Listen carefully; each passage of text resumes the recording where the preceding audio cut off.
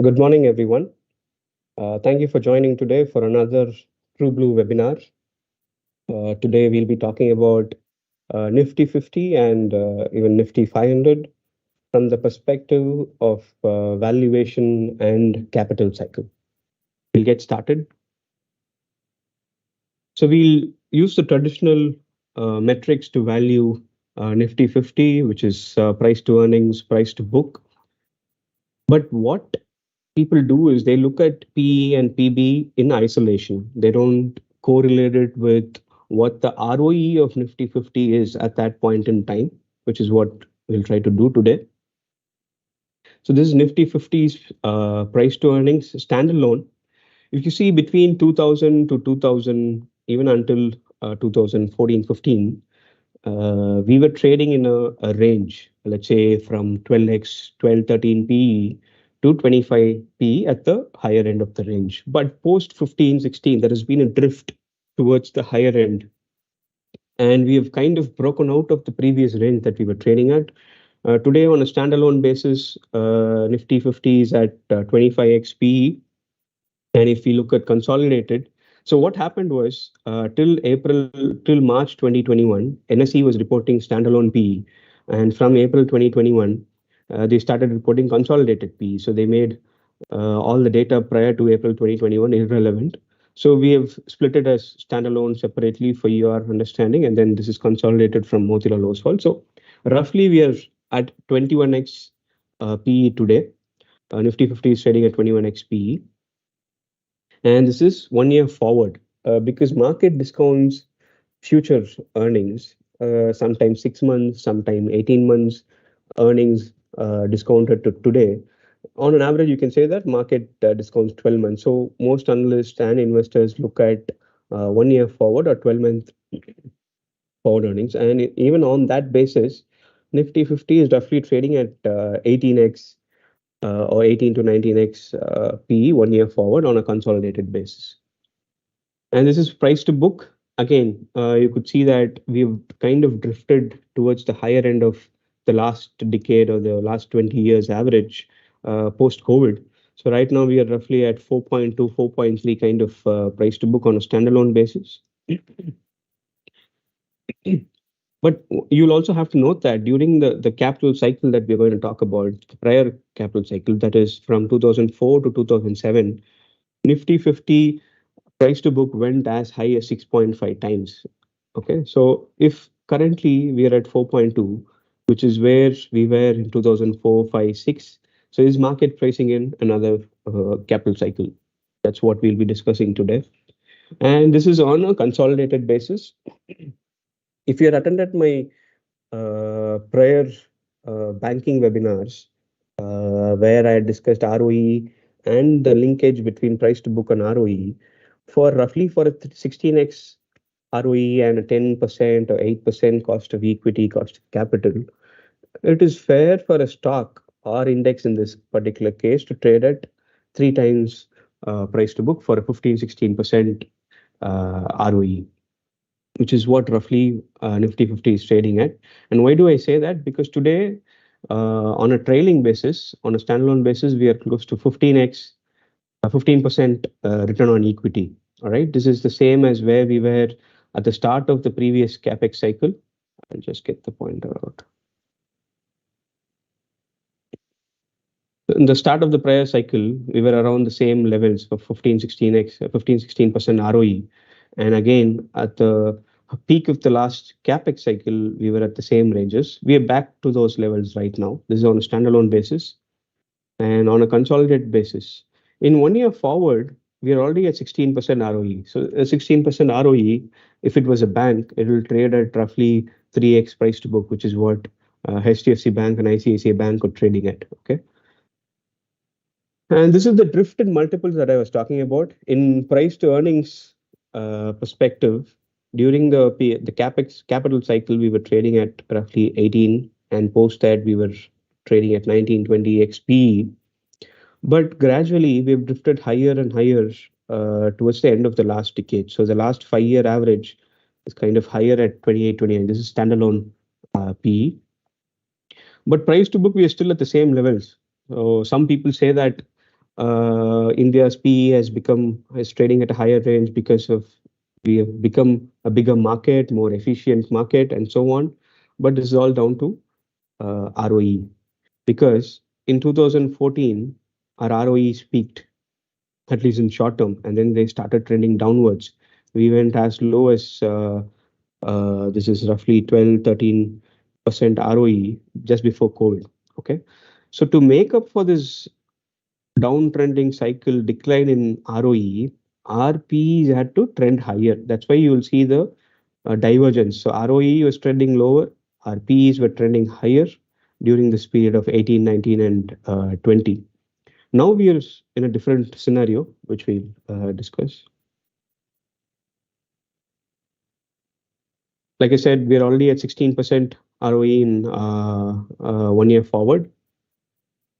And now moving on to relative valuation, we can compare Nifty 50 with mid-cap, we can compare it with small cap, and even globally, what the other indices are trading at. Okay. So this is the ratio chart of Nifty 50 and Nifty mid-cap index. I'm not looking at PE because PE is more or less similar for both Nifty 50 and Nifty mid-cap. So I'm just looking at the ratio chart just to see where we are in the price cycle, at least the market cycle. So in the previous cycle, it was kind of ranging. So for one point of time, Nifty is the numerator here. So if this value is going down, which means mid-cap was doing well. And when this index ratio chart is doing well, it means Nifty is doing well. So it was kind of ranging. But in the last 10 years, we have seen a structural trend where Nifty mid-cap has been outperforming Nifty 50. And this looks like it is coming to an end. I mean, how low can it go, or how high can Nifty mid-caps keep going higher? They're already at elevated levels where you will see it a bit. And this is Nifty 50 versus the small cap index ratio chart. Nifty is at the numerator, small cap at the denominator. Whenever this ratio chart has hit two-ish kind of levels, that's marked the bottom of small caps. As recently as March 2023, we were very close to these bottom levels that kind of marked the bottom for small caps. And we've been seeing a one-sided rally ever since. And now, just like the mid-cap Nifty 50 ratio chart, this ratio chart is also uh, at least close to an inflection point, which is the topping out of small caps. But this is not like a monthly, in 1 month it will happen, because if you see, this top played out over a matter of few months. This is a monthly chart. Okay, so this top played out over a matter of few months. Again, matter of, this was a year, multi-year kind of topping out. So that's how small caps and Nifty 50 have behaved in tandem. So, but we are close to that territory. We are no longer towards the small cap bottom. We are close to the small cap top territory. This is a favorite chart of mine, where this is the best example of mean reversion. See, 2008, blue line is small cap, yellow line is, orange line is mid cap, and the candles are Nifty 50. So whenever small caps have exceeded the returns of Nifty 50, they've come back in line with Nifty 50 returns in 2 or 3 years' time subsequently. Sorry. And this happened again in 2010. This happened again in 2013, where the small cap and mid cap returns caught up with Nifty 50's returns. And this again happened in 2019. Uh, Mind you, this is not COVID. I'm talking about pre-COVID.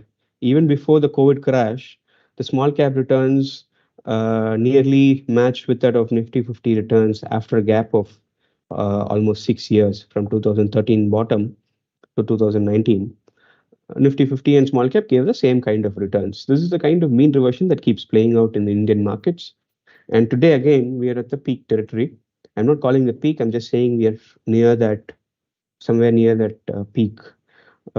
Because this time, just that it usually is a small cap which gives the higher returns. This time it's mid caps. This chart is starting somewhere around 2004, and that's when the NSE small cap index was started. So it is natural to expect that these two indices should tend towards Nifty 50's returns going forward. It could be 1 year, it could be 2 years, we don't know. We can't time the markets like that, but that is bound to happen given the previous four instances that we have seen. It is also a function of liquidity. So this is the number of folios, as in number of portfolios in mutual funds. If you see from April 2022, the number of large cap portfolios have been flat.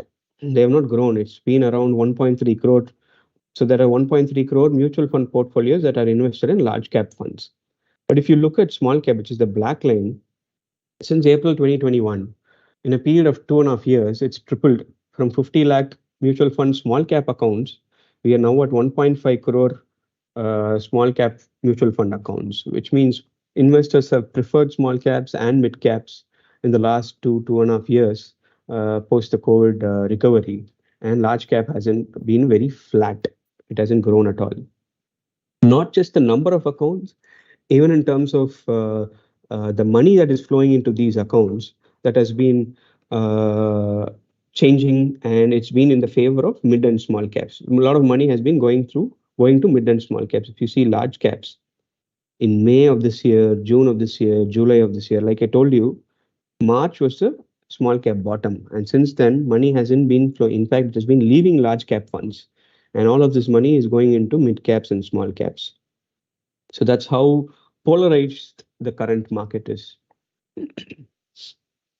And in terms of comparing Nifty 50 with global indices, like I said, we are currently at 21x. P is on a trailing basis. On a forward basis, we'll be slightly lower. So we are roughly at 21x P, and we are one of the most expensive markets. Right, we are just the third cheapest after Argentina and Japan. But in terms of ROE, the DSP has given this in terms of trailing, but in terms of 1 year forward, we're already at 16% ROE. So we're kind of safer. So higher the ROE, you deserve to trade at a higher PE multiple. Nevertheless, the point remains that we are one of the most expensive markets globally. So now we'll move on to the main topic for today. Are we going to see a repeat of the 2003-2007 capital cycle? So most investors look at the P&L statement, just the earnings, just the PAT in isolation. They don't look at the balance sheet. The confluence point, which is ROE, return on equity, is more important than just the PAT or the balance sheet, because it incorporates both the P&L account and the balance sheet account. Because the numerator, you will get it, the profits you will get from the P&L account, and the shareholders' capital or net worth or equity, you will get it from the balance sheet. Okay, it's more important to look at ROE.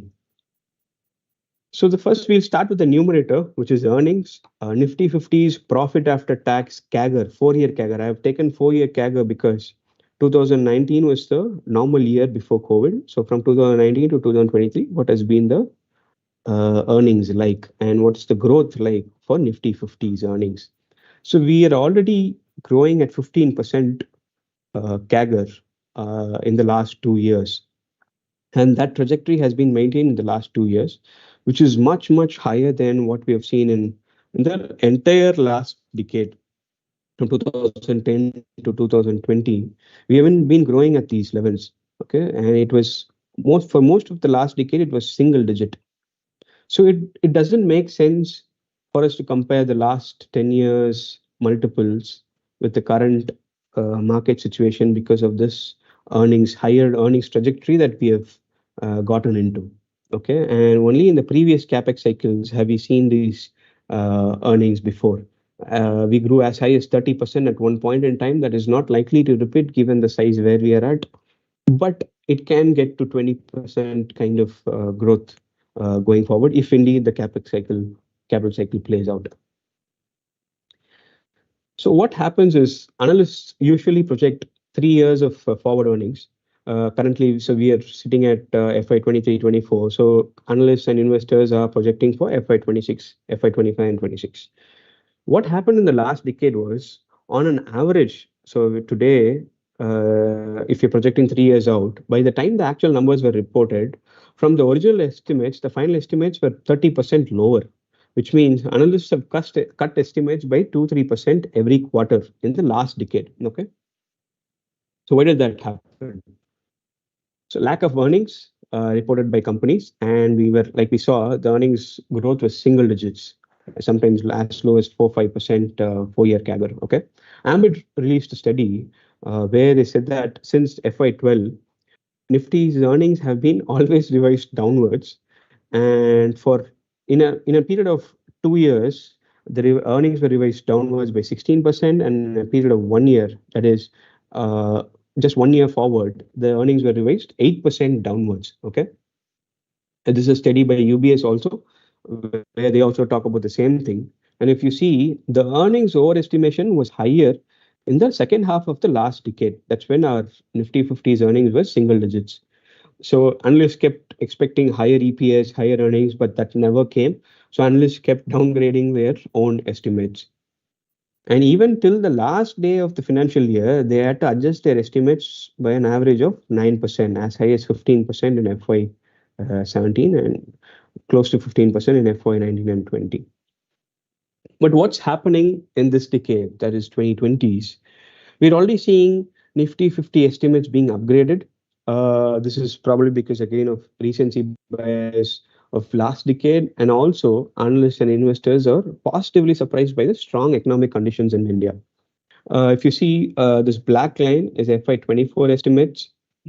It's been kind of stable since last year, June 2022. But if you look at FY25 estimates, which is the upper line, it's gone up from 1,050 rupees EPS to almost 1100, and this should be 1130 rupees kind of EPS. So that has been upgraded to throughout the last 12-15 months.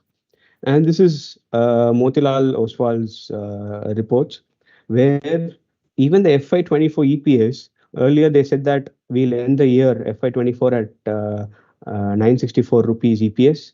By the end of first quarter results, in their review study, they said they were upgrading their estimates by 2.5%. And then we've gone through the second quarter results. So post this review, they are further increasing their FY24 estimates by 1.1% to almost 1,000 rupees. So 1,000 rupees will end FY24, and based on the consensus, FY25 will be 1,130 rupees. Okay, so we've already gotten into an earnings upgrade cycle. It doesn't end there.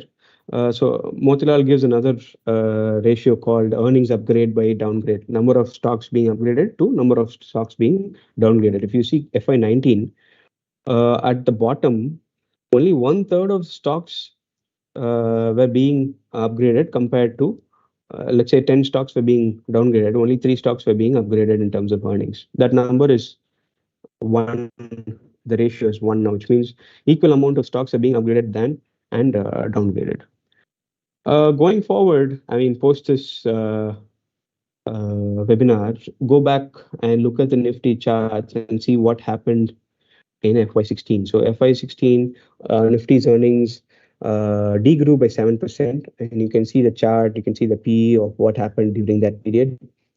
And more importantly, even on a high base of FY24, the consensus is that we'll grow at 15%, close to 15%, even in FY25. So earnings trajectory is very strong. That is, the numerator in the ROE is very strong going forward. Now, the core thesis for today's webinar, the capital cycle. Capital cycle is nothing but the continuous flux, or the constant flux of capital in and out of. It could be a country, it could be a stock, it could be an industry, it could be an entire market. Okay, the constant flux of capital, flow of capital in and out. Everybody thinks that if I'm able to project the demand to a certain accuracy, I'll be able to project the returns of a stock. That's not the case, as indicated by this book called this snapshot is from a book called Capital Returns. And this says that the core essence of this book is that profitability is driven by favorable supply side than by high rates of demand growth. Okay, so it is irrelevant what is the demand going to be. because just markets peak when asset turnover and capacity utilization peak, because that's when companies make the best ROEs. So you sweat your assets the maximum and you utilize as much as possible, and that's when you learn higher earnings on the same set of assets. Okay. And what happens because of this is, whenever someone from the outside sees a guy making higher returns, let's say there's Chennai Silks is putting up a shop and Pothys is seeing them making a lot of money in that particular street. Pothys will come and set up a shop in the just next to them, just next to Chennai Silks. So this is what happens in the broader markets and the economy as well. Higher returns attract new capital, and this new capital brings in more competition, eroding returns. So even if you think that a sector will have high demand, but there is no cap on the supply, which is the number of players attacking that high demand. If there's no supply, if there's no cap on that supply, it will lead to diminishing returns. So effectively, there is an inverse relationship between capex and investment returns. So there has been a study by Pharma and French, Eugene Pharma and French, well-known people who've studied market cycles. Okay, and they are saying that firms with the lowest asset growth have outperformed those with the highest asset growth. You'll have to spend a bit of time on this point, because everybody thinks that putting up capex is when companies make a lot of money. No, that's not the case. That's not been the case so far, at least. Okay, so this is a pretty important chart or a table, I would say. So I felt that Nifty, just taking Nifty 50's balance sheet. So we've looked at the numerator earning, it is in a strong trajectory. Now we'll have to look at the denominator, which is the balance sheet. Taking just Nifty 50 would have skewed the numbers, because of the 50 companies, 10, 15 companies will be financials, only 35 companies. That doesn't reflect the balance sheet. So we took a bigger segment, which is Nifty 500, and we've removed the financials from it. So which will leave us with 400 odd companies. 400 odd companies is a good enough, decent size to gauge the market and the balance sheet of. You could even call it this a proxy of India's balance sheet. Okay, the top 400 companies of India. So I've just colored some points and I have boxed some values. We'll drill down in detail. So I'm starting from FY to 2005. We were roughly at 8 lakh crores. This is today's Nifty 500 constituents back in 2004. Okay, I'm just going back in time, 19 years. So all these 400 odd companies reported 8 lakh crores of sales, 8.2 lakh crores of sales. Today in FY22, they reported 67 lakh crore of sales, so roughly 8x in 17 years. Okay, so the PAT jumped from 86,000 crores to almost 6.6 lakh crores in FY22, and so on. So every investor, or at least most of the retail investors, think that whenever a company puts capex is when the money is made. So this box indicates that this is capex by sales. I'm just dividing capex by the total sales. So if a company puts 5 to 6% of its sales in capex, that's more likely to be a depreciation capex. So they just replacing whatever they've used so far. So they're just matching the depreciation. So whenever it trends higher, 6, 7, 8%, 9%, 10%, is when they are putting in incremental capital. If you see, the higher capex was from the period between 2007 to 2011, but that was one of the worst periods for the market. So that throws our initial thought process that higher capex result in higher returns for a toss. When did the market make returns? It was between 2004 to 2007. What happened then? Companies made the best of the returns. So what I'm taking is, I'm taking the net operating profit after tax, multiplying it with the asset turn. Asset turn is nothing but how much assets I have, and on that base of assets, how much sales I am doing. Okay, that's the asset turn. So if I multiply 9.1 into 1.6, I'm a return on invested capital, which is roughly a proxy for ROE. So companies these 400 companies were roughly doing 15% ROE in 2005. And if I compare it with the cost of capital, I'm using the 10-year government security as a proxy for that. So in a way, this 8.1% is economic profit, whatever the company is made over and above their cost of capital. So when did markets make the best returns? It was 2004, 5, 6, 7. And in those same years is when the capital cycle played out, which is you sweat your assets to the max. You are doing an asset turn of 1.6. Your capacity utilizations would have been at a range of 85%, 90%. You are making the best possible money out of your existing set of assets. Okay, that's what I call the capital cycle. CapEx cycle played out much later, that is from FY7 to 2011, where companies were putting up CapEx 2 times their depreciation. By the time capacities and all these CapEx come online, companies start production, more and more other players would have entered the industry, enter the segment, and your return ratios would have started taking a hit. One, through asset turns, because you have now more assets, but sales is not growing in line with your assets. One. Two, your operating margins would have started declining because there is more and more competition. See, you were doing 9% at the peak of the capital cycle. Once the CapEx cycle started, your margins have come down from 9% to almost 7% in one of the years. So it is important to look at where your ROE as a whole for the index, for the country, for the sector, for the company is in comparison with your PEs and your price to books. It is irrelevant if you look at PE and PB in isolation. You'll have to study the balance sheet of the company or the sector and see where they are in the capital cycle and not the capex cycle. Remember, capex cycle doesn't mean you'll make money. That's the worst time to invest in stock market, which is FY 8 to 11 is what it indicates. So what you typically happens is companies make a lot of money, competition sees that, they put in more capex to grab a pie of that high ROEs, and that's what has played out.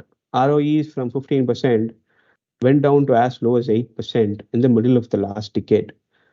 So much so that at one point in time, all these 400 companies put together couldn't even make more money than the 10-year GSEC government security, 10-year Indian government's bonds were giving 8.8% during the financial year FY14.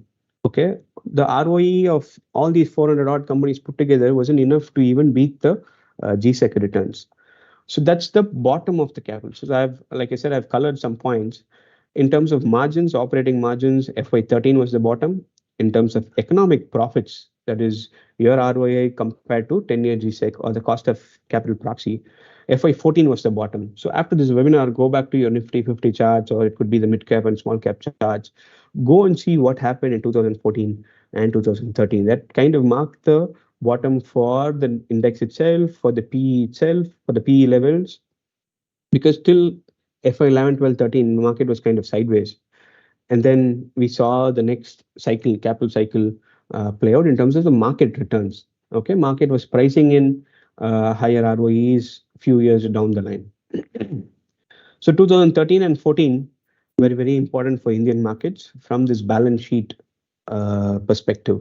If you ask any long-term investors, they will say that they made their best money when they invested in between the time period of 2010 to 2014. So where are we today in this whole capital cycle? So in terms of capex to sales, in FY22, we were only spending 6.5% of our sales in capex.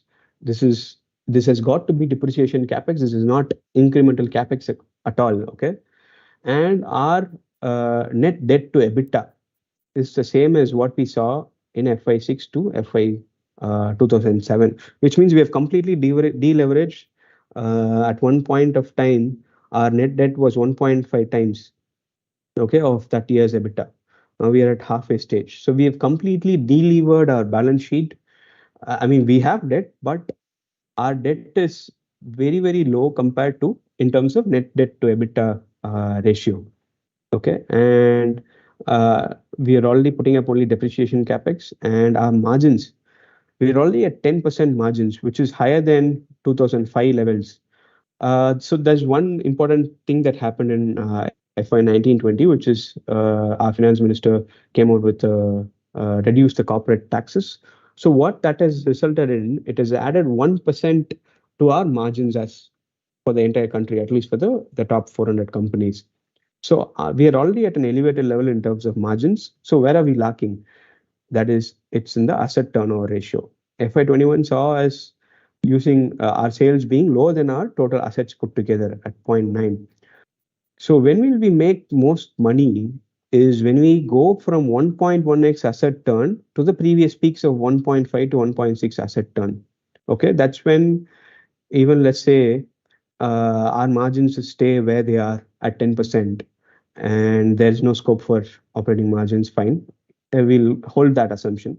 But let's say our asset turn goes from 1.1 to 1.5. What happens to our ROE? From 11.5% in FY22, our ROE will jump from 1.5 into 10% is 15%. So our ROE will jump to 15% just by increasing our asset turnover, by sweating your existing assets, by doing higher sales from your existing set of assets. Okay. And any improvement in margins is a luxury. I'll take it as it comes. But that's also a possibility. So because of this tax cut, our ROICs can be higher than even the previous cycle ROICs. So because we have this 1% incremental, which was not there in the previous cycle. Okay. Broadly, our 10-year G6 has been in the same level from 7-8%. It's come down. FY22 was 6.5, but again, we are at the same levels. Today we are close to 7.5 kind of level. So that's when only when we sweat our assets, we'll earn the best returns. And first, we'll go to 1.5x kind of asset turn, and then we'll start putting the capex, which is what we saw in FY 8 to 7. So what would play out is we'll sweat our assets from 2 to 3 years from now, which is 24, 25, 26. And post 25, 26 is when people will start putting more and more capacities on the ground. So I just wanted to give a picture so that you can visualize it better. This is the economic profits. If I had taken FY 2003, 2004, you would have seen this curve uptrending like this, and you would have got a perfect sine curve. So the capital cycles work in these kind of cycles is what I wanted you to visualize. Okay, like I said, FY14 is when all these 400 companies couldn't even make returns higher than the 10-year G-Sec. This is ROIC. Again, this is single-digit ROIC, single-digit EPS earnings CAGR for Nifty. The worst time for the companies, but the best time for the investors. So our cycle actually started in 14, 15. This is net debt to EBITDA. We were completely delevered in FY6, 5, 6, 7, 2005 to 7. We have gotten to that stage. FY23 will probably be around this 0.6, 0.7 levels. So we are completely delevered. The only way we can go from here is higher.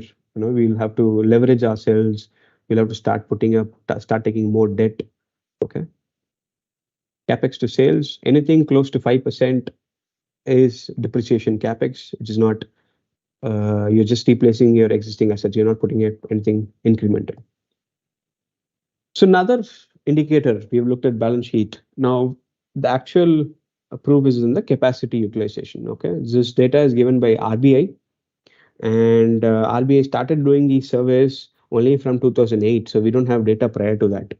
But even during this capex cycle, we could see that companies were utilizing almost 80% of their assets.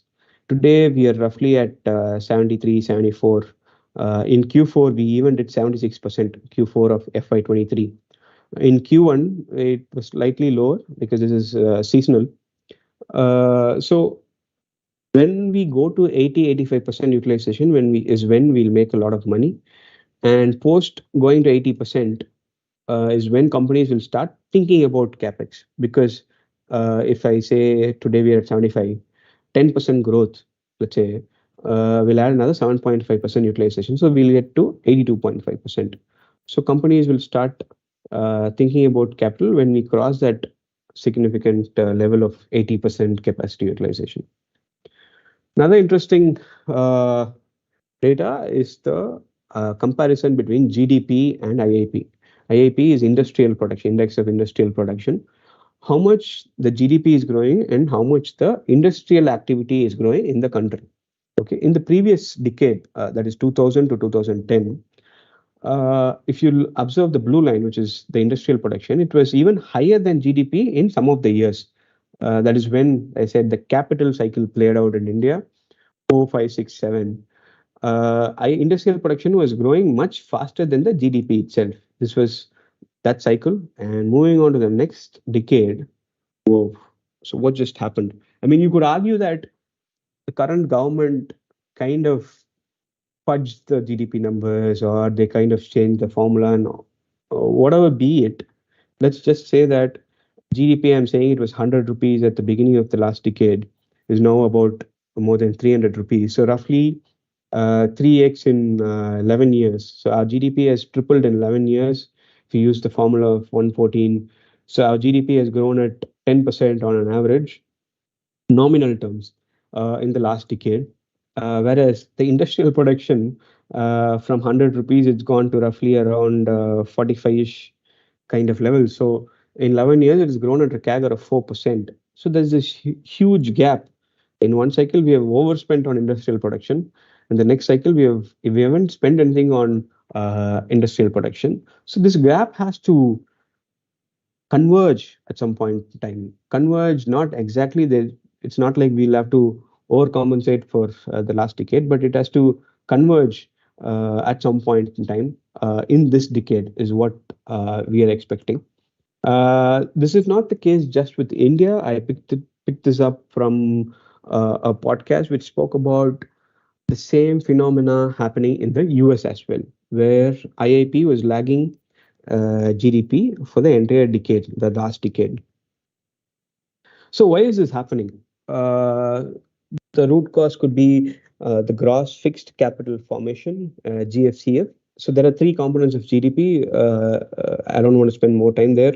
One component of GDP is this GFCF, gross fixed capital, where people, both government, private, individuals are putting up assets in real assets. They're spending in real assets. Okay.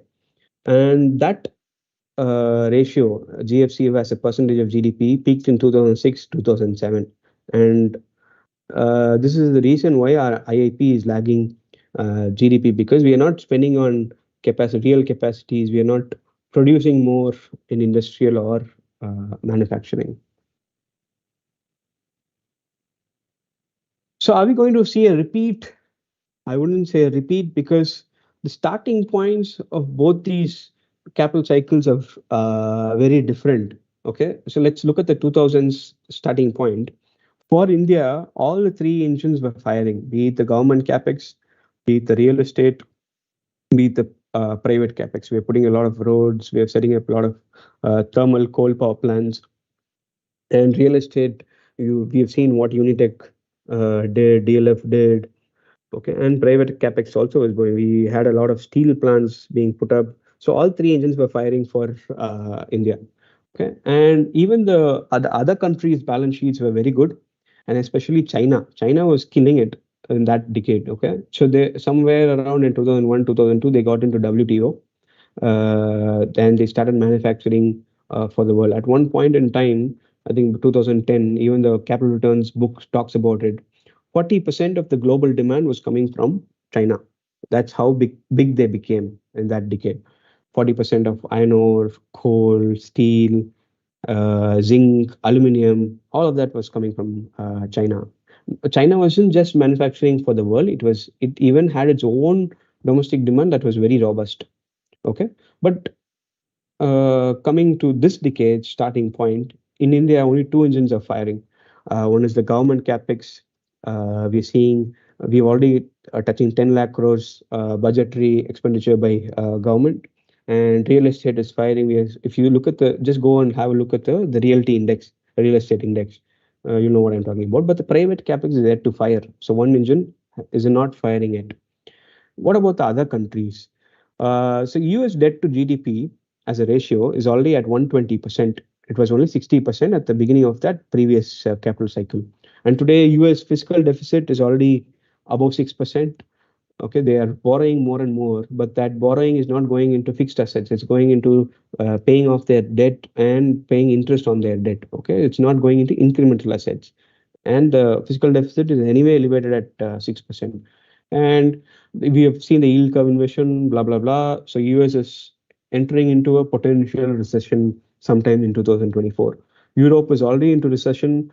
Like for example, Germany is growing, just that the inflation is higher than the growth rate. So you in real terms, Europe is already in recession. China growth is slowing down. Their real estate bubble just burst. It's very fascinating because every decade there has been one real estate bubble. 1990s it was Japan, 2000s it was US, 2010s it was China. Okay, and they're going through what is called a balance sheet recession. People are deleveraging. People are reducing their loans. They're not borrowing. Chinese government is trying to do whatever it can, but it's just not able to stimulate the economy. So the starting point or the pitch, the cricketing pitch that we are in is not the same as where we were in the 2000s. So this cycle could be very different in its own ways. Okay, so I'm just asking some questions. Where will the reinvestment happen if we have to lever up again? Where will we invest? Because at this point in time, the visibility of demand is low because of the global environment. In India, the energy capex, not just India, globally also, energy transition capex is happening.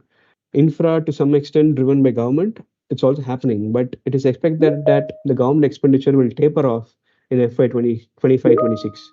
What about the private capex? When will it pick up? Also, demand might be good enough for us to reinvest internal accruals. Today, we are doing 15-16% ROE at the Nifty 50 level. So that internal accrual itself is enough for us to put up incremental capacity. What if it is not enough to leverage? What if companies don't want a debt from banks? And what about the rest of the world demand for us to manufacture and export? That's also an important factor for us to put up incremental capacity. You can't put capacity just for catering to Indian demand. You'll also need the world for you to absorb your capacities. Another thing that's happening is deglobalization. US is going through a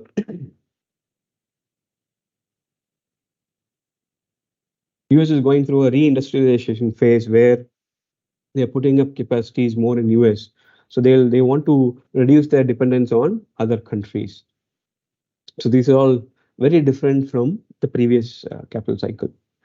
But can India lead this capital cycles? So what could happen is we'll not repeat this capital cycle, but it'll be rhyme similar to the previous cycle. Why I say that is it may not be infra and power again. It could be a manufacturing boom where we'll invest in chemicals, pharma, casting, forging, EV, electronics, and defense for the entire world, not just for Indian demand, also for the entire world. The duration of cycle could be different. Last capital cycle, we made good money in 2004 to 7. This time, the duration could be shorter, or it could be, let's say, if companies had learned their lesson from the previous cycle, everyone will not rush to put up capacity. They might put modular capex and not everything in single shot, which is very difficult because that's how behavioral economics plays out. That's how companies think because if they see high ROE, they'll go attack that ROE. Okay, so that's not going to happen, at least very low probability. So the cycle could be shorter too. Okay, and last cycle did not have much exports. We started off exports at 18-19% of GDP in 2003 to 4. Today we are already at 23% of GDP. Exports is already at 23%. So we could go to 30% of GDP in terms of exports. Let's say demand doesn't come back. ROE stays at elevated levels, 15-16%, but demand doesn't come back. But so companies will have strong cash flows. What will they do with these cash flows? Okay, so I'm just putting on my fiction hat, just thinking what could happen. Okay, leveraged companies will repay debt to prepare for bad times, to improve their capital structure. let's say 2-3 years from now, can we see a debt-free steel company? A possibility, low possibility. And what about the debt-free companies? So they'll start paying higher dividends. They'll start doing buybacks to improve their ROE even further. And export-facing companies will put up capacity through internal accruals to get to scale. Scale is very important in both chemicals and pharma to compete with global players and even China. And Indian companies will buy global companies either for technology or for bypassing regulations, or if regulation mandates, they'll have to put up a facility in US or Europe. Only then those governments will allow these guys to sell there. Okay, I wrote this in, I think somewhere in April, May of this year, and we've already seen there's one textile company, Gokuldas, which acquired companies in Africa to bypass the WTO and other FTA regulations, so they can export to US and Europe from African countries and not from India. So we could see that playing out across sectors. So any combination of these four or all four can happen, and all four are positive because high ROE is equal to high PE. Just some back of the envelope calculation. Today, Nifty 50 ROE is at 16%, and EPS growth is kind of growing at 15% in FY25. So would it be fair to say that the fair value, the fair PE for Nifty 50 will be 16-17x? Okay. Even the 23-year from 2000 to 2023, the average 1 year forward PE has been 16x. So if we do 1,130 rupees EPS in FY25, Nifty 50 could trade at 18,000 to 19,200, which is 16 to 17x.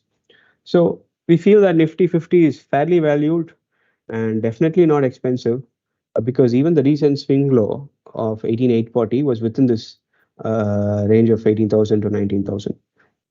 So what could happen is we can see a time correction than price corrections until the capital cycle plays out and the private capex starts kicking in, and even till the demand comes back, the global demand for the global situation to normalize and for them to start consuming more. Maybe we could go through a time correction and not necessarily a price correction. For the bears, if you think 15x is fair value, 15x into 1130 will roughly be 17,000.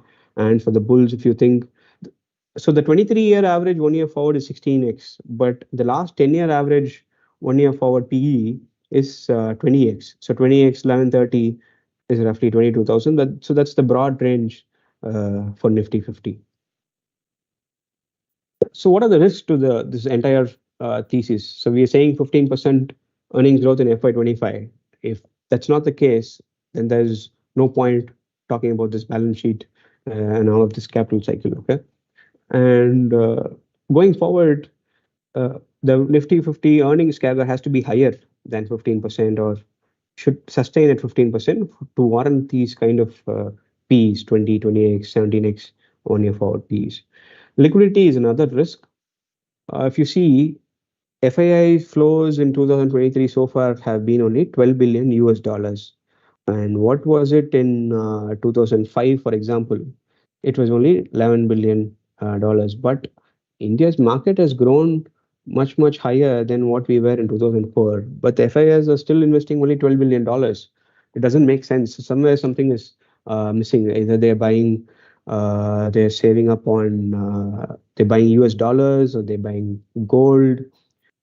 So this liquidity has to find its way back to India for us to have that kind of return that we saw in 4, 5, 6, 7.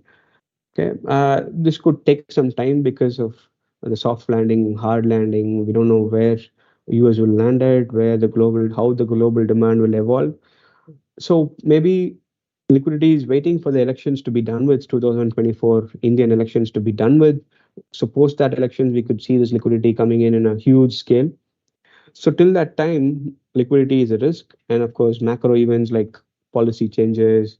Even this week, RBI came out with a policy change. State elections are happening. State elections are not necessarily will result in earnings, will not impact earnings as such, but it will result in volatility. And wars, we've just gone through one war. We might have another war, we don't know, we never know, because what if China invades Taiwan? So these are the broad risks, but the main risk, according to me, is only earnings. You go back to 2013, 14, you'll see how the markets and the PE behaved. You go to FY16. FY16 was a degrowth year, and Nifty fell. You will see that in the chart. So the main risk is earnings, earnings, and earnings only. So that brings us to I thought way our investment philosophy. We are we have a very long-term focus. We talk only about, see, the capital cycle itself is playing out over 10 years. So it makes it it has to be a 3 5 year focus for any investor. Looking at 1 year 2 year doesn't make sense at all. So we have a very long term focus, and we don't look at consensus, what the market is talking about. We prefer to be non-consensus, where the eyes are in there. That's how we call it. We are very bottoms up. I mean, we have been talking macro till that time. Macro is just to get a sense of where we are. That will not help us make decisions, because from the broader cycle, a particular sector or a stock can be acting on its own cycle. So we're very bottoms up in that way. Very high focus on risk management, what kind of companies to play at, which stage of the capital cycle, so on. So TRUBLU, which is our large cap PMS product, tries to capture both these mega trends, both the India growth story in terms of financialization, banks and insurance companies, and the global champions. Everybody thinks that global champions will mean IT companies. Of course, our IT companies have been doing very well, but there are companies like Bajaj Auto, which is exporting to Africa, and there are companies like L&T, which is growing much faster in Saudi than in India. Okay, it looks like they're more a Middle East company than an Indian company. So we are trying to capture both the India story and the global growth story. The USP of TrueBlue is that we are 100% pure large cap. We have a very high active share. We don't churn, we don't buy in. Till date, we haven't sold any stock completely. It's more of a trimming strategy. And the investor has an option of having a zero fixed fee, completely variable fees. So why do we say high active share? And most active large cap funds have been underperforming the index, right? If this is PIVA data, SPIVA, for half year to 2023. If you look at, forget 1 year, which is too short a time frame, even if you look at the 5 years, funds outperforming the index, that is orange, only 7% of the funds have been able to outperform the Nifty 50. Okay. And what happened was, in 2017, SEBI came out with the recategorization scheme in October 2017. Post that, companies have started underperforming the Nifty 50. Okay, it's a significant fall. Okay, why does this happen? So look at the number of stocks in these mutual funds. The lowest one, Axis Blue Chip, has 39 stocks roughly, and this is one of the worst performing funds in the large cap space. All the other funds, so DSP has 31. Outside this, every other mutual fund has at least 50, 60, 70 stocks. Just because you have 100 stocks in the US, that doesn't mean you'll have to buy majority of these stocks. That's why these have been underperforming. TrueBlue, we have only 22 stocks based on first principles thinking. Why should you have all the stocks? Okay, you shouldn't have all the stocks at all point in time, just because we have just seen the capital cycle. And we'll have very high active share. If you look at the top 5 stocks, it's very same as Nifty 50, but internal, the mix between will be very changed, and the constituents will be very same. Like, for example, we don't have Reliance, which is the second most highest weight in the Nifty 50. We don't have Reliance. We have Infosys and ITC, but at much lower weights. We were overweight on ITC at one point, but we have trimmed. So the internal mix itself within this top 5 or 6 to 10 will be very different than Nifty 50. And look at this, 11 to 15th stock. These stocks on average have 2% weight in Nifty 50, whereas they have 3.2% weight in TrueBlue. And our top 10 is completely different from Nifty 50's top 10. Why should you have Infosys? Just because the free float of Infosys is very high. The Infosys promoters own some 15%, but HCL Tech's promoters own 70-75%. So HCL Tech is being penalized for having low free float in the index, but we can afford to have higher weight in HCL Tech. The proof of the pudding is in the performance. So this is the 1-year rolling return of TRUBLU versus Nifty 50. And so what we like to point out is the drawdowns of TRUBLU and the Nifty 50. So since our launch, there have been two large drawdown periods. First was the June 2022, the Russia-Ukraine war bottom. TRUBLU fell 12%, whereas all the other active large cap funds fell more than TRUBLU. In fact, Nifty 50 fell 17%, and we fell only 12%. This was the first drawdown period. The second was March of this year. Like I said, when Smallcap started their one-way rally. So in March, TRUBLU fell only 5%. All the other active large cap funds fell more than that. In fact, Nifty fell 2x of TRUBLU at 10%. So our endeavor is to beat the benchmark returns by 2 to 3%. So we endeavor to have a 2 to 3% alpha on a 3-year rolling basis. We don't look at 1 year, 2 year. We want to look at 3 to 5 year perspective. We want to outperform the Nifty 50 benchmark. Product suitability, who should have TRUBLU in their portfolio? It's for first time investors. If you're new to markets, or if you have a retirement corpus where you don't have incremental cash flows, but you want to compound your wealth for family offices and institutions. TRUBLU is a resilient, high quality blue chip portfolio that should be part of your core wealth chest. Fact sheet, top 10 stocks have 64% weight. We are managing 38 crores as of October. Today, it will be close to 40 crores. We started in March 2021. And beta, so even if our return is same as Nifty 50, we are taking 27% lower risk compared to Nifty 50. So that's what beta indicates, how much risk you're taking compared to the benchmark. Investment team, Shyam Shekhar, CIO, founder and fund manager. Mr. Balaji is our co-fund manager for TRUBLU. So TRUBLU is our large cap PMS product. We have 3 other PMS products. One is Solitaire, which is a multi-cap product. Vriddhi, which is a small cap product. And Spear is a multi-asset product. So this is our investment team. Finally, the performance. So if you look at the 1 year and 2 years, we managed to beat the Nifty 50 significantly, an alpha of 5% in 1 year and an alpha of almost 3.7, 3.8% in 2 years. Fact sheet, mandated by SEBI, you'll have to invest minimum 50 lakhs to be part of a PMS, not just us, any PMS for that matter. We have 2 options, fixed fee of 1%, or no fixed fee, only a performance fee of 20% profit share above a hurdle of 6%.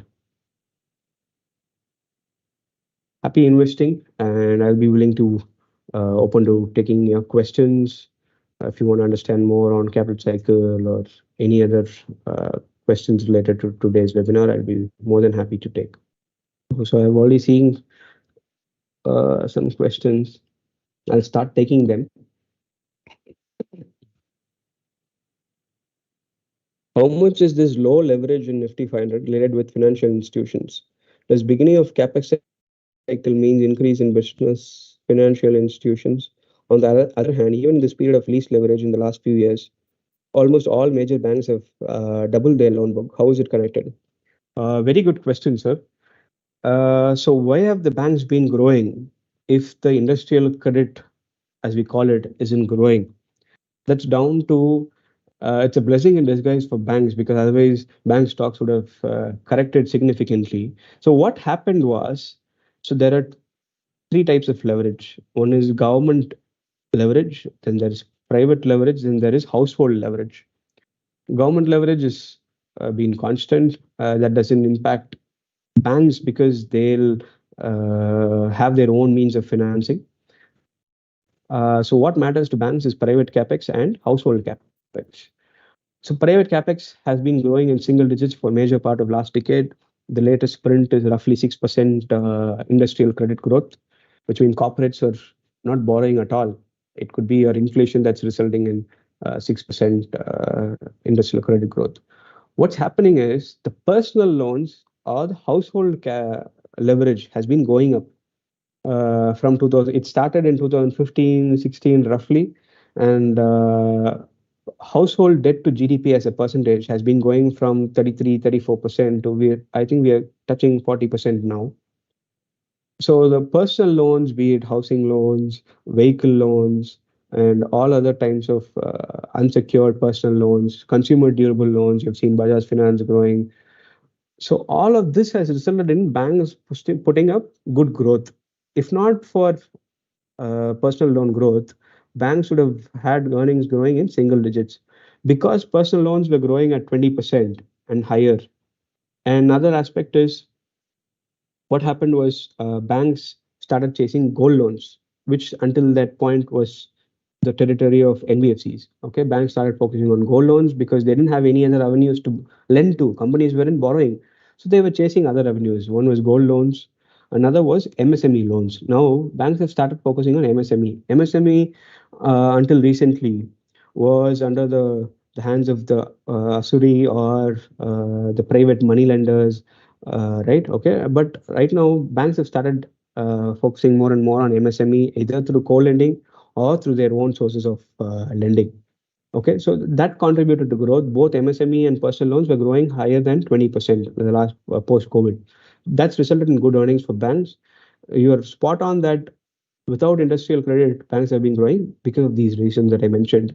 Imagine yesterday, RBI came out with a result, regulatory action saying that banks have to add more capital for these personal unsecured loans. This could impact growth for banks going forward, but in 1 or 2 years' time, private capex will start coming back, and industrial credit growth should take over the mantle from personal loans, according to me. IIP was GDP. How much is it impacted by software services industry? Software services as a percentage of GDP would have steadily increased in both India and USA. It would have been interesting to see most of data ex software industry, in addition to ex financials too, as software industry also mostly does not have capex correlations. Spot on, sir. Yes, we should have removed software also, but in the overall things, it would have added to sales, but it wouldn't have added to assets. You're very right. And GDP, if we break down GDP into three segments, even IIP also has an element of services within that. Okay, so most of the growth of IIP would have come from services also.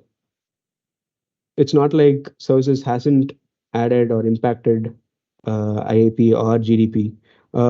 In fact, if you could mail to me, I'll try to get the data for X financials and X software.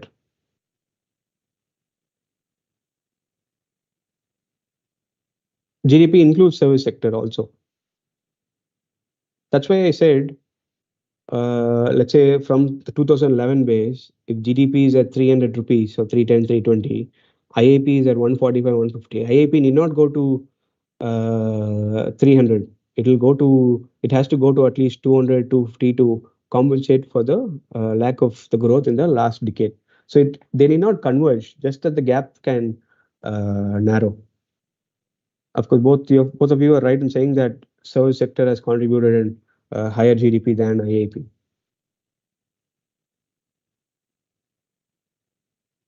What is the minimum capital required to opt for this PMS scheme? Sir, as mandated by SEBI, for any PMS scheme, the minimum capital investment is 50 lakhs.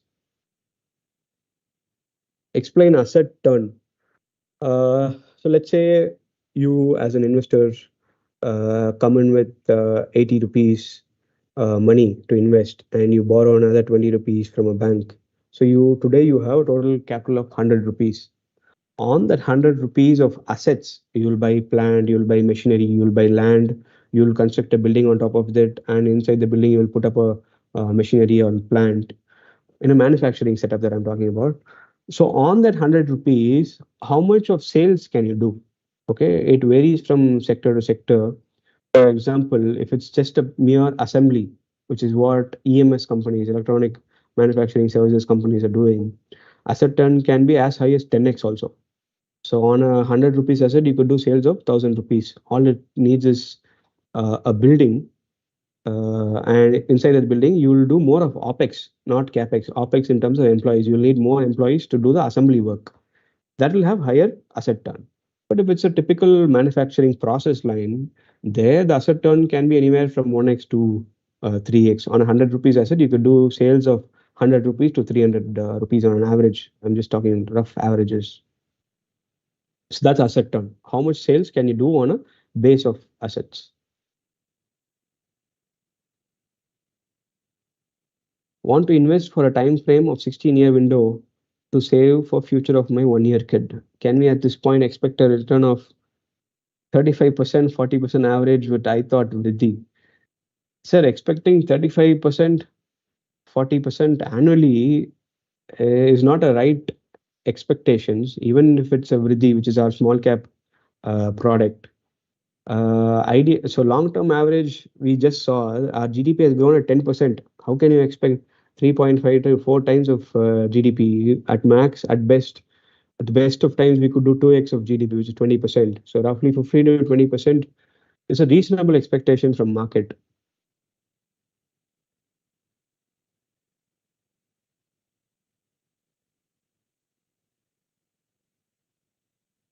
Question from Pankaj, mega cap companies included and extent thereof. So I couldn't understand this question. If you could explain a bit more. Even though Nifty 50 companies are fairly valued at the moment, given USA is likely to go into a recession in 2024 and Indian elections coming in, is it better to build large positions when market corrects even further? Of course. So any corrections is you'll have to make complete use of your capital, be any cash position. It is during corrections to continue to hold cash is a crime, I would say, given where we are in the capital cycle. It doesn't make sense to build cash. You'll have to invest all your cash into the markets on any corrections.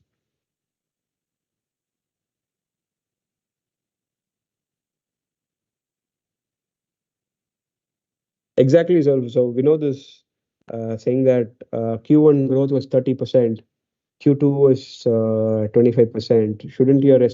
Isn't your estimate on the lesser side? It could be on the lesser side. That's what is happening. All the investors, brokers, they're all upgrading their estimates. But now I think expecting 990 rupees, 1000 rupees EPS for FY24 is fair, because why I'll say that is the peak inflation was in Q1 and Q2 of the previous year, right? When Russia-Ukraine war happened, post that the peak inflation was in these 2 quarters. That's why all the analysts had to revise these 2 quarters of this financial year, FY24. Q3 and Q4 of FY23 was relatively stable, so there wouldn't be any higher revisions going forward. The consensus is that 1000 rupees will be the EPS for FY24. We should end up somewhere 980, 990-ish, if everything remains constant where we are.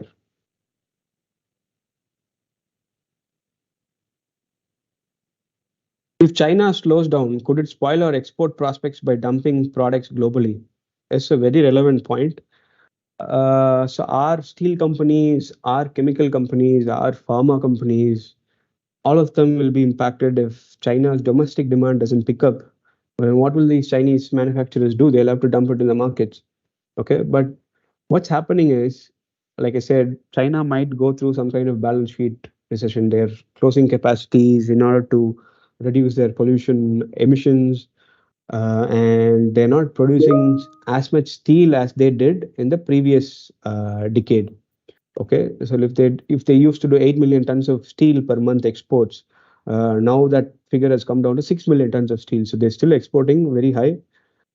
So if the domestic demand in China doesn't pick up, it is very much possible that they'll dump their products in the global markets. That's why I said, even if if our current capital cycle rhymes that of previous cycle, it need not repeat necessarily, because the starting conditions are different. How can I get the previous live videos? So you could check our YouTube channel. You could just search for ithoughtpms in YouTube. You will get all our product, not just TRUBLU, all our other product webinars as well. They've been uploaded in YouTube. 15 to 20% pre-tax average returns would translate to what percentage post-tax payments, assuming PMS returns are the only income source for the. So equity returns are taxed at long-term gains are taxed at 10%. So you remove 10% from the 15-20% pre-tax. So that could be the your returns on hand. That is post-tax. Post-tax will be closer to say anywhere from 13 to 17ish. But please understand, 15 to 20% pre-tax is in the best case scenario. On an average, Nifty 50 has given 10 to 12% kind of returns long term, 7-year, 10-year, any 10-year period you take, the average return would be 10 to 12%. Nifty 500 exponentials data would have been more than complete with inflation data, as inflation playing its part is not touched. Sir, valid point, I take it, but inflation in India has been pretty stable except for say 2013, 14ish. Apart from that period, inflation has been pretty stable in India. But yeah, it does make sense to look at inflation along with the data. Market correction in 2024 election year view, sir. Wish I knew what will happen. It's very difficult, sir. I mean, it doesn't make sense to get into this timing of markets.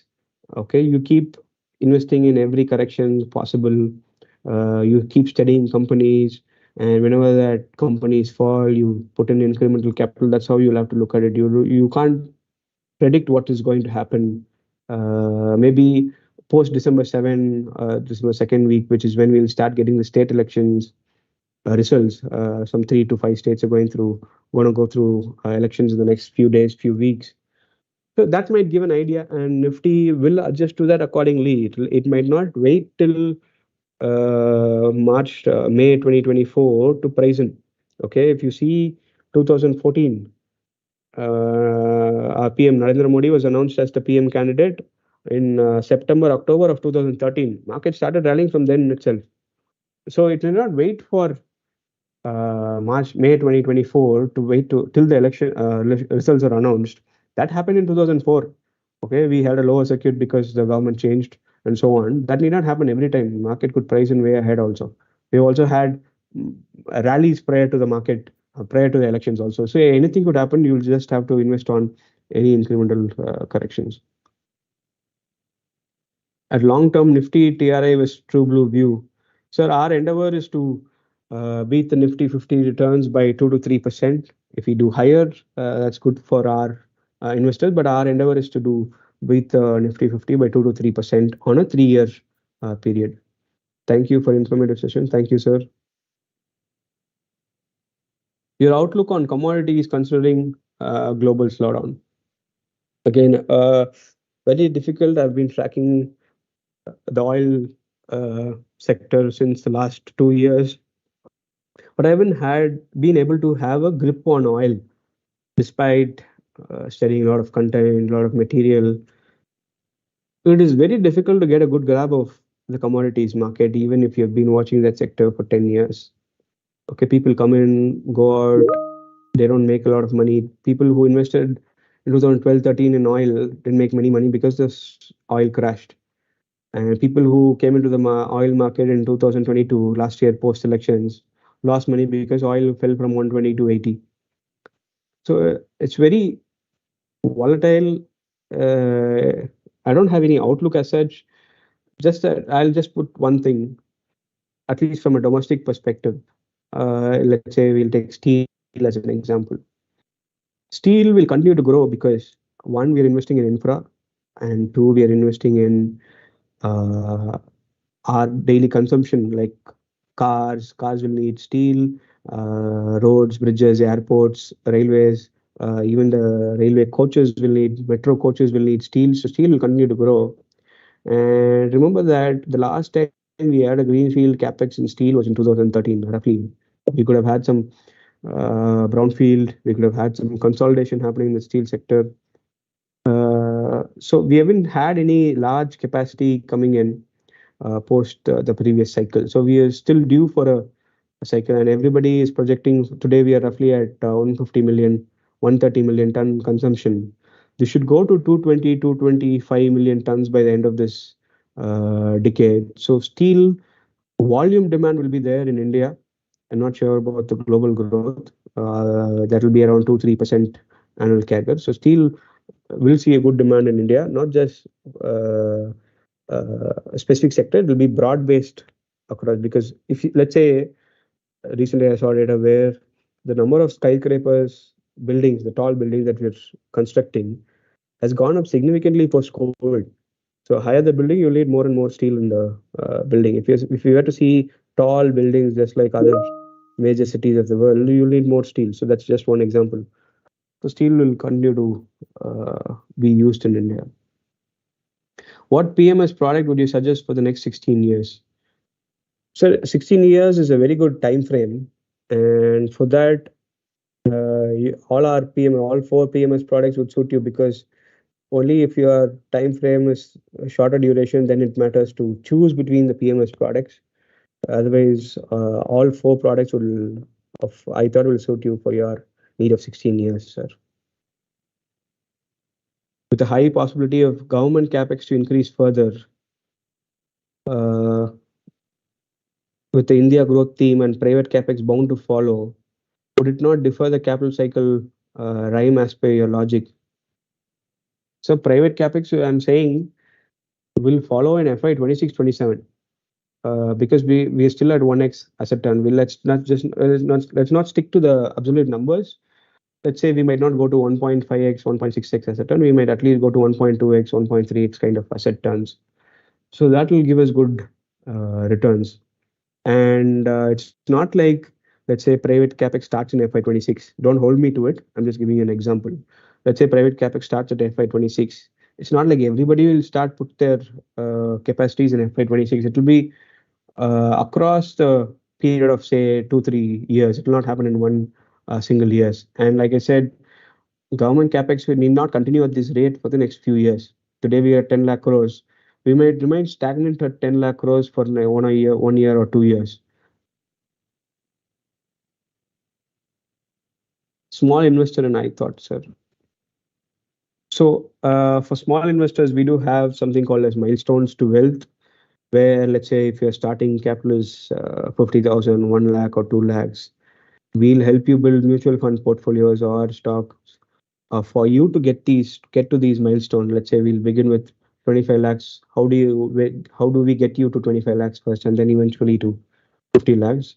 You can get in touch with us for M2W, milestones to wealth, or our RMs will reach out to you, sir. IT sector near-term view. So you can split IT into two. One is your traditional legacy IT, which is all your large cap IT companies, Infosys, TCS, HCL. Currently, they're growing at low single digits. They're not growth stocks. You'll have to look at them like a dividend yield holding positions in your portfolio. Today, HCL Tech is paying out 85% of its PAT, which roughly translates to 3.5 to 4% kind of dividend yield, which is very similar to your, let's say, SBI's savings bank account. I think should give you 4.5% returns on your savings account. Here you are getting a savings account kind of stock, which can potentially grow in double digits, say 2 years from now, 3 years from now.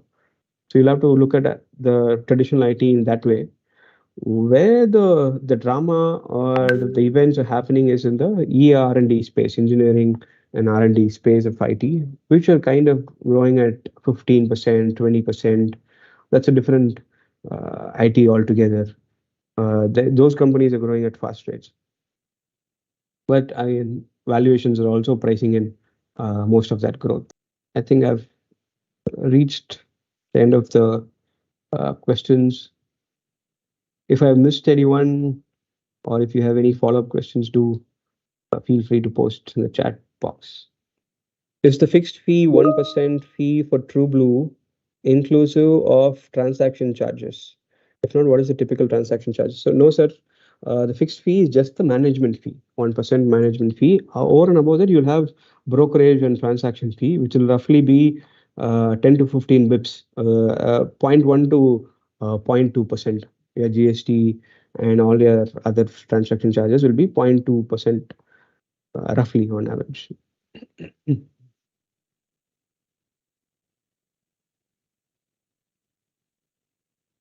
Question from Srifad: of all the PMS, which one is expected to give better CAGR? Sir, more than the returns, it's the kind of risk that an investor is willing to take. This is for large cap. This is a large cap PMS product. Typically for investors who are close to their retirement or who are already retired, or if you're new to markets, we would suggest TRUBLU, as you want to give you a low risk, high quality kind of experience to begin with. If you are an experienced investor, you could look at Solitaire or Vriddhi, or if you want a multi-asset kind of flavor, if you want gold, if you want other asset classes within your portfolio, all-weather kind of investing, then Spear is something that you can look at. But this is we should have a one-on-one discussion to decide what kind of PMS will suit you based on your risk-taking abilities. Milestone to wealth contact, sir. Arun Karthik, sir, I'll ask one of the RMs to reach out to you.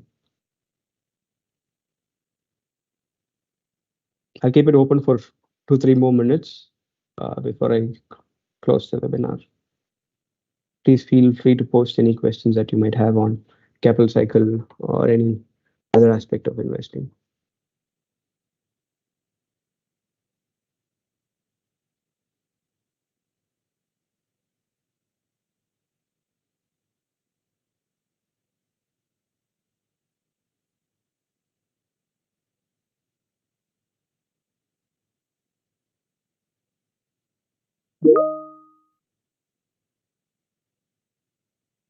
TRUBLU PMS minimum holding time, is it from perspective of fund managers holding time in a particular stock, or is it from a personal point of view? If it's personal, we'll recommend you to hold for at least minimum 3 years, but the right time frame for any investor to look at investing is 5 years.